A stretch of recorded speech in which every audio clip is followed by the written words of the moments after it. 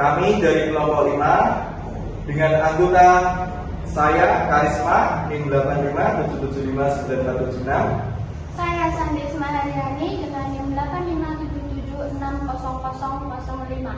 Saya Sherly Ernawati dengan NIM 8577594483. Saya Sila Dinanda dengan NIM 8577595548. Saya dengan Awi Nur Duha dengan NIM 8577611419. Saya Diono Saputra dengan NIM 8577488577. Di sini kami akan mempraktekkan untuk materi yang pertama.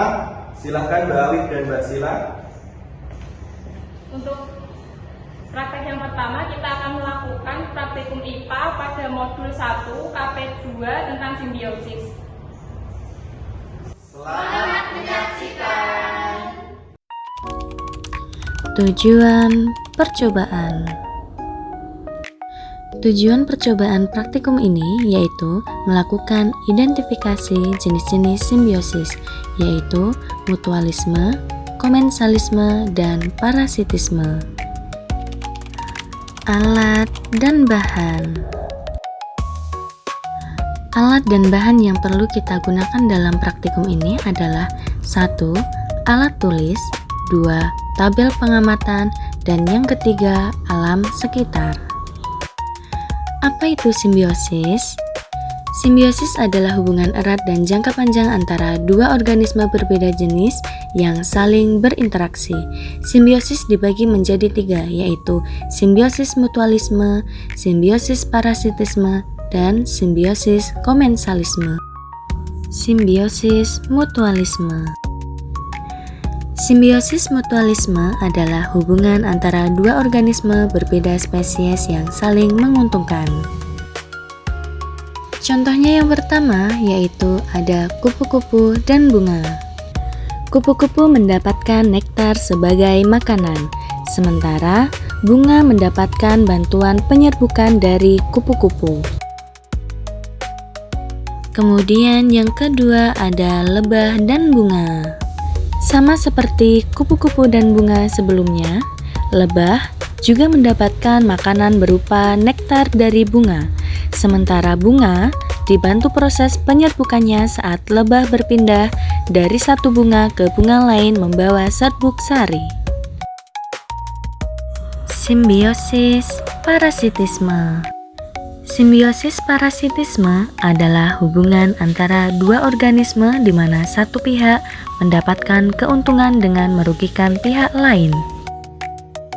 Contohnya yaitu ada nyamuk dan manusia. Nyamuk dan manusia termasuk ke dalam simbiosis parasitisme di mana nyamuk diuntungkan dan manusia dirugikan. Nyamuk mendapatkan nutrisi berupa darah untuk kelangsungan hidup dan perkembangbiakannya, sementara manusia dirugikan karena gigitan nyamuk menimbulkan rasa gatal dan berpotensi menularkan penyakit berbahaya seperti malaria atau demam berdarah. Simbiosis komensalisme. Simbiosis komensalisme adalah hubungan antara dua makhluk hidup yang menguntungkan salah satu pihak, sementara pihak lainnya tidak mendapatkan keuntungan maupun kerugian.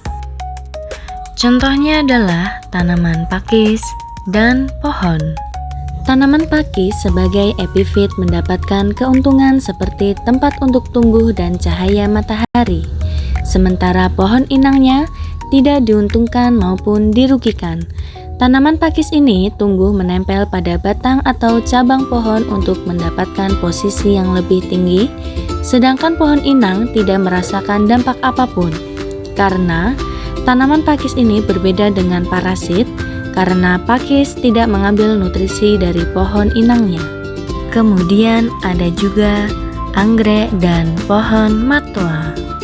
Anggrek dan pohon matua termasuk ke dalam simbiosis komensalisme, karena anggrek mendapatkan keuntungan berupa tempat hidup, cahaya, dan air, sementara pohon matua tidak diuntungkan maupun dirugikan.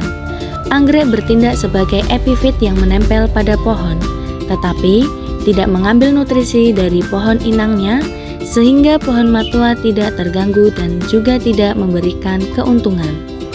Sekian hasil praktikum dari kelompok kami. Jika ada kekurangan, mohon maaf yang sebesar-besarnya. Terima kasih. Wassalamualaikum.